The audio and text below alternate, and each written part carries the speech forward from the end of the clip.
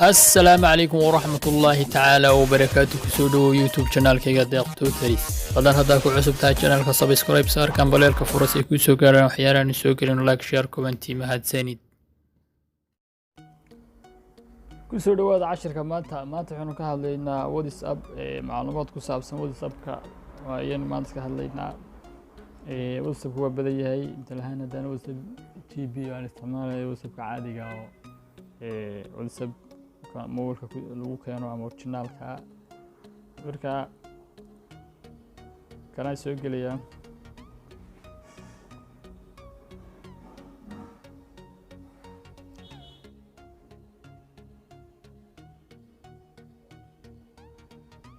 marka asxaabay marka dhex timaadid WhatsApp-kaaga waxa soo furaysaa halka saddexda dhibcood oo kor saaran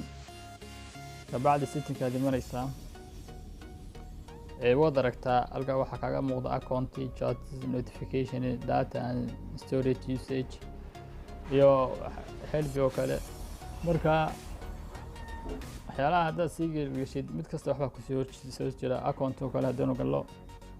waxaad aragtaa preferences security two step verification iyo waxyaalo kale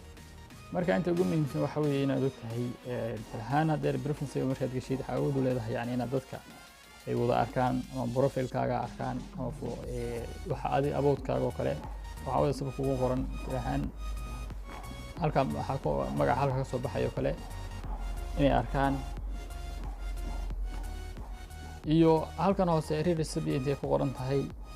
yani inta message baad dirtay message-ka labada calaamad TikTok ku soo baxa markuu uu sheegay in message ka baxay yani halkaas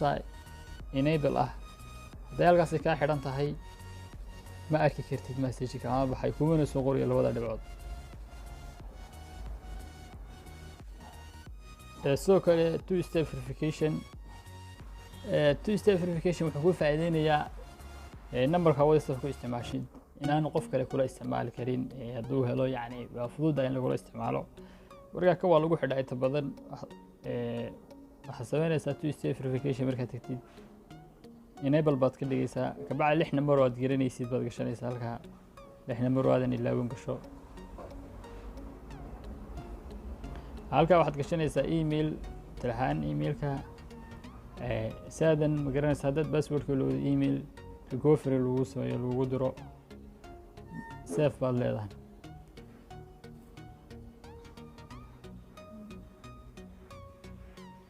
binko kale yani wad bedeli kartaa bin cusub aad gashan kartaa disable hay ku qorantay wad taaban kartaa oo ka saari kartaa email address kugu jira duu yani email hore ka lumay wad gelin kartaa kan oo kale email cusub numberka hadda u baahantay inaad bedeshid halka imanaysaa numberka hadda ku isticmaashay numberka u bedelaysid sidoo kale waxa imanaysaa chat halka ku qoran tahay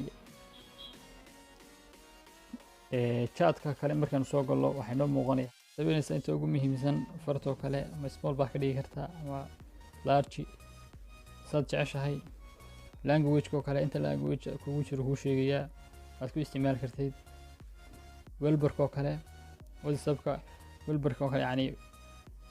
welbarkiisa kale aad bedeli kartaa mid ahaan haddana soo qaadno sawir oo kale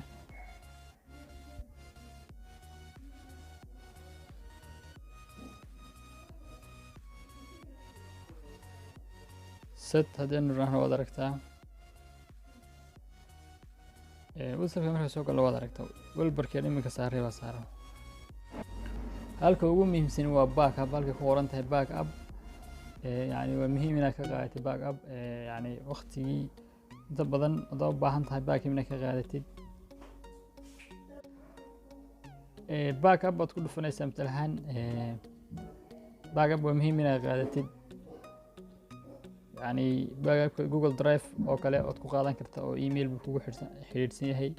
سدالك أصلاً مقطع يعني باك أب حلم على جوجل درايف أو كلا مديلي مويك حد بسات عشة هي markaad qoran kartaa backup markaan taabto wax laga qaado marka tirahdid maalin kasta laga qaado monthly ah laga qaado weekly hadba saad jeceshahay adigu yani backup si automatic yani kugu soo qoraya mobilkaaga backup marka weekly gaaro kale haddaad week ka dhigtid toddoba maalmood markii soo wareegto backup baa lagu qaadayaa sidoo kale bil kasta markay soo joogtona backup baa lagu qaadaya. halka waxaa kasoo dooranaysaa email, mararka qaar email oo kale emailkaaga markaad soo dooratid yani email backup lagugu qaado oo mobilkaaga kan kugu xidhiidhsan waad geli kartaa ama ku isticmaashay emailkaaga caadiga oo gashan kartaa.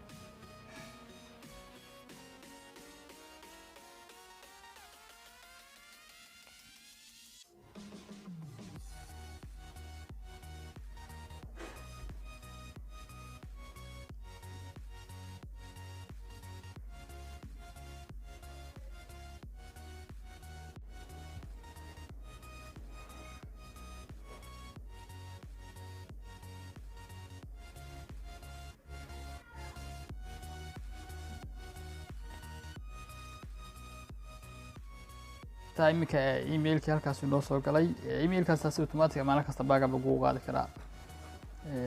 waa muhiim inaad furatid. halkan oo kale fiidiyowda kale in backup lagaga qaado, marka inta badan haddaa u baahantahay aad waa furan kartaa. sidoo kale markaa u baahantahay wifi oo kale markasta wifi ku xiran in backup lagaga qaado waa furan kartaa iyana.